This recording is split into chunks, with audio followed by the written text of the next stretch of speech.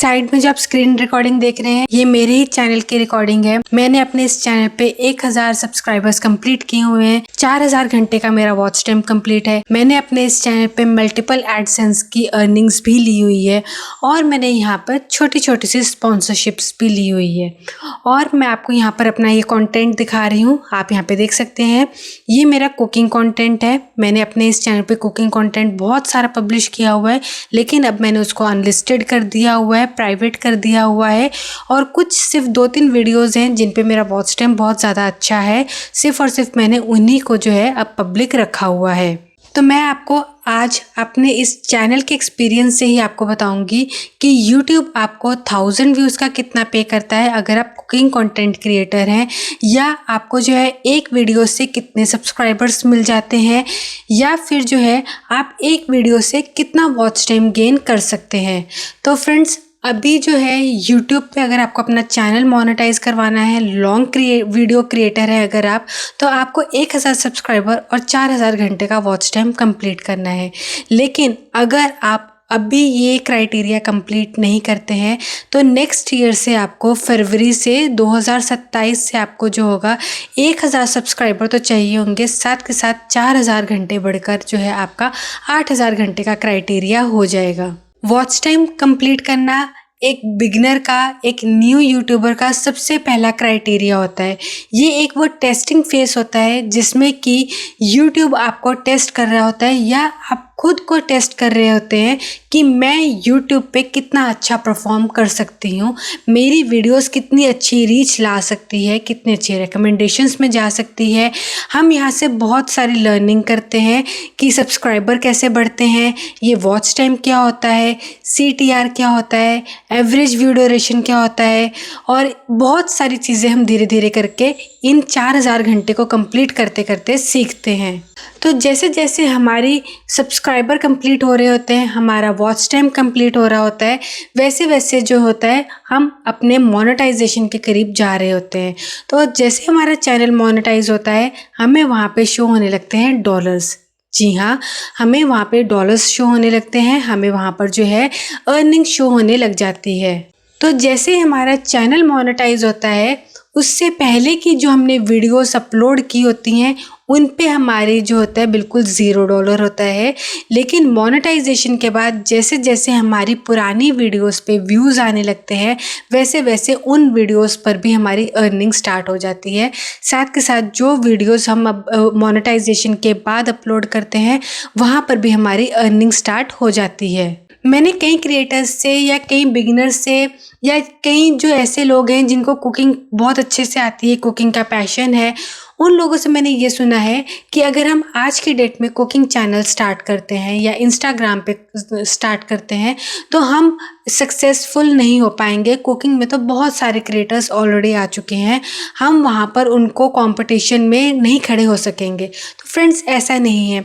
आप एक बात अच्छे से समझिए कि जो यूट्यूब है, यूट्यूब जो प्लेटफॉर्म है, वो हर बिगनर को, हर एक न्यू क्रिएटर को चांस देता है।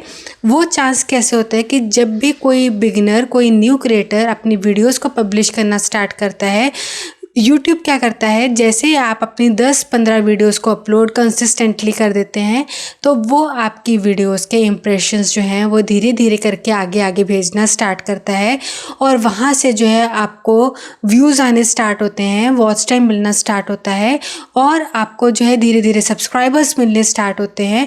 तो कहने का मतलब ये है कि यूट्यूब हर न्यू क्रिएटर को मौका देता है, हर न्यू चैनल को मौका देता है। तो अगर आप कंपटीशन से घबरा के कुकिंग चैनल को स्टार्ट नहीं कर रहे हैं तो आप बहुत बड़ी मिस्टेक कर रहे हैं। अगर आपके अंदर इच्छा है कुकिंग कंटेंट बनाने की तो आप डेफिनेटली अपना कुकिंग कंटेंट बनाइए, कुकिंग वीडियोस बनाइए। यहाँ से जो है आपको बहुत अच्छी जो है अर्निंग की स्कोप आज भी यहाँ पर बहुत ज़्यादा है। और अगर हम बात करें कुकिंग कंटेंट के अर्निंग की, तो सबसे पहले मैं आपको यहाँ पे दिखा देती हूँ मुझे 1000 व्यूज़ पे यूट्यूब ने कितना पे किया है। तो आप यहाँ पे देख सकते हैं मुझे यूट्यूब ने 1000 व्यूज़ के लिए इतना पे किया हुआ है। ठीक है, जो कि अभी मैं देख नहीं पा रही, मैं बाद में स्क्रीन रिकॉर्डिंग करके यहाँ पे लगा दूंगी तो आप देख सकेंगे, ठीक है। तो मुझे यहाँ पे यूट्यूब ने इतना पे किया हुआ है। तो क्या इतना ही यूट्यूब आपको पे करेगा? नहीं फ्रेंड्स, ऐसा ज़रूरी नहीं होता है। अब मैं आपको बताती हूँ, हर चैनल का अपना अपना एल्गोरिथम सेट होता है। अब अपना अपना एल्गोरिथम सेट होने का क्या मतलब होता है? यूट्यूब, जैसे कि अब मेरा जो चैनल है, मेरे चैनल पे जो ऑडियंस है, most of the audience India से आती है, पाकिस्तान से है, बांग्लादेश से है, ठीक है। Most of the audience in countries से आती है। और जो इन कंट्रीज का आरपीएम सीपीएम होता है वो कंपैरेटिवली बहुत ज़्यादा लो होता है। और अगर यही ऑडियंस मेरी यूएसए से आ रही होती, यूके से आ रही होती, या कनाडा से, टियर 1 कंट्रीज से आ रही होती, तो यहाँ पे मुझे 1000 व्यूज़ का बहुत ज़्यादा अमाउंट पे होना था।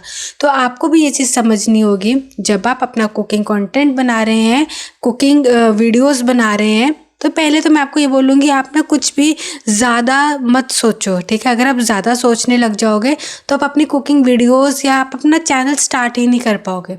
तो जैसे भी आप अपनी वीडियोस बना रहे हैं, उसको अपलोड करो, उसको देखो। 3 महीने जो है आप अपना सिर्फ और सिर्फ लर्निंग पे लगाओ, उस पर सीखो कि भाई आप यूट्यूब जो है वो आपकी वीडियोस पे कहाँ कहाँ से ऑडियंस ला रहा है, कहाँ कहाँ से जो है आपके मेल ऑडियंस आ रही है, फीमेल ऑडियंस आ रही है, कौन सी एज ग्रुप की ऑडियंस आ रही है, कौन सी कंट्रीज से आ रही है। पहले तो आप ये सब कुछ सीखो, ठीक है। वीडियो को बनाना सीखो, वीडियो को अपलोड करना सीखो और कंसिस्टेंसी सीखो। और सबसे बड़ी बात कि वीडियो अपना टाइम मैनेजमेंट सीखो कि आप वीडियो बनाने के लिए कौन सा टाइम आप निकाल पाएंगे, वीडियो को एडिट करने के लिए आप कौन सा टाइम निकाल पाएंगे, वीडियो को पब्लिश करने के लिए कौन सा टाइम निकाल पाएंगे। कहने को होता है फ्रेंड्स कि वीडियो सिर्फ बनाई और अपलोड कर दी, नहीं, वीडियो बना के सिर्फ अपलोड करना ही नहीं होता, ये सिर्फ नहीं होता है, ये बहुत बड़ा प्रोसीजर होता है। वीडियो पहले हमें बनानी पड़ती है। बेशक हम कोई फैंसी लाइट सेटअप नहीं लगा रहे हैं, हमारे पास एक्सपेंसिव कैमरास नहीं है, बट स्टिल जो है हमें वीडियो को शूट करना है, टाइम निकालना है उसके लिए, हमें पहले उसके लिए सारा सामान इकट्ठा करना है और फिर हम वीडियो बनाएंगे और फिर उसके बाद हम वीडियो को एडिट करेंगे। अगर हम ज़्यादा एडवांस एडिटिंग ना करें, मैं कहती हूँ अगर हम कुछ मीडियम भी एडिटिंग ना करें, लेकिन हमें जो है वहाँ पे बैठ के कुछ तो वीडियो को एडिट करना होगा, ठीक है। वीडियो को एडिट करने में टाइम लगता है, फिर बाद में उसको पब्लिश करने में टाइम क्यों लगता है? क्योंकि हमें टाइटल लगाना है, थंबनेल लगाना है, ठीक है, डिस्क्रिप्शन ऐड करनी है, रेलेवेंट टैग्स हमें सर्च करने हैं, हमें ये सब कुछ सर्च करके जो है वहाँ पर अपलोड करना है और तभी जो है हमारी वीडियो वो पब्लिश होती है। हमें टाइम देखना होगा कौन से टाइम पर हम अपलोड करें, हमें एंड स्क्रीन लगानी है, हमें बीच में जो है सारे और बाकी के एलिमेंट्स ऐड करने हैं। तो ये जस्ट कहने की बात होती है कि वीडियो बनाई और चढ़ा दी और जो भी पैसा कमा रहे हैं, ऐसा नहीं होता है फ्रेंड्स। वीडियो बनाने में बहुत ज़्यादा टाइम लगता है। बाकी रही अर्निंग की और बात, अर्निंग का मैं आपको बताऊं तो यूट्यूब पे आप जो है कुकिंग वीडियोस बना के एडसेंस के थ्रू अर्निंग कर सकते हैं, आप अपना एफिलिएट के थ्रू अर्निंग कर सकते हैं और ब्रांड स्पॉन्सरशिप्स तो आपको बहुत सारी मिल सकती हैं, वहाँ से आपकी अर्निंग हो सकती है। और बाकी आपका कुकिंग कंटेंट से रिलेटेड कोई भी क्वेश्चन हो ना फ्रेंड्स, आप मुझे कमेंट सेक्शन में ज़रूर पूछिए, मैं आपको डेफिनेटली उसका रिप्लाई करूँगी।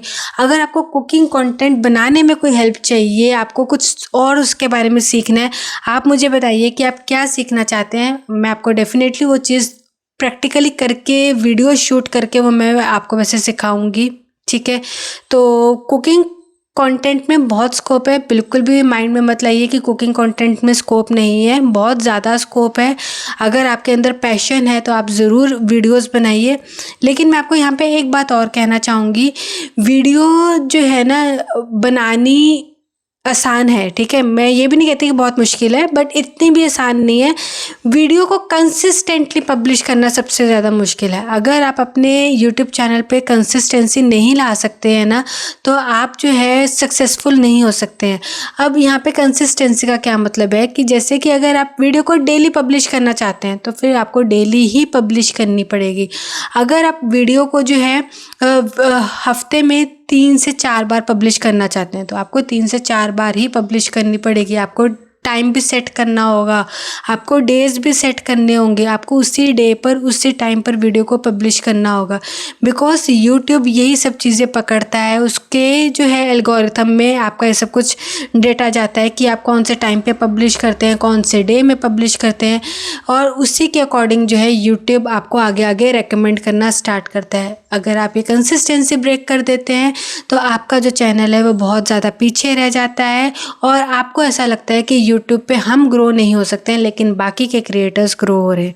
तो ऐसा नहीं है फ्रेंड्स, बिल्कुल भी ऐसा नहीं है। अगर आप कंसिस्टेंटली वीडियोस पर मेहनत करके अपनी वीडियोस को पब्लिश कर रहे हैं तो आप चाहे कुकिंग कंटेंट बना रहे हैं, चाहे आप स्टिचिंग से रिलेटेड कंटेंट बना रहे हैं, चाहे आप कोई अपनी डेली रूटीन दिखा रहे हैं, व्लॉग्स दिखा रहे हैं, या आप कोई जो है एजुकेशन का कंटेंट बना रहे हैं, तो आप डेफिनेटली वहाँ पर अपना सक्सेसफुल हो जाएंगे। लेकिन आपको जो है वहाँ पे कंसिस्टेंसी बहुत ज़्यादा मेंटेन करनी होगी। और बात रही अर्निंग की, अर्निंग का स्कोप बहुत ज़्यादा है फ्रेंड्स। यूट्यूब पे आप एक बार जो है ना सीरियसली अपना वीडियोस को पब्लिश कीजिए, व्यू चैनल बनाइए। वहाँ पे जो प्रॉब्लम आती है, आप के पास बहुत सारे क्रिएटर्स अवेलेबल हैं जो आपकी हेल्प करने को रेडी हैं। और अगर आपको कहीं और से रिस्पांस नहीं मिलता है, रिप्लाई नहीं मिलता है, तो आप मुझे कांटेक्ट कर सकते हैं, मैं डेफिनेटली आपको हेल्प करूंगी। तो मिलते हैं नेक्स्ट वीडियो में। Thank you, bye bye.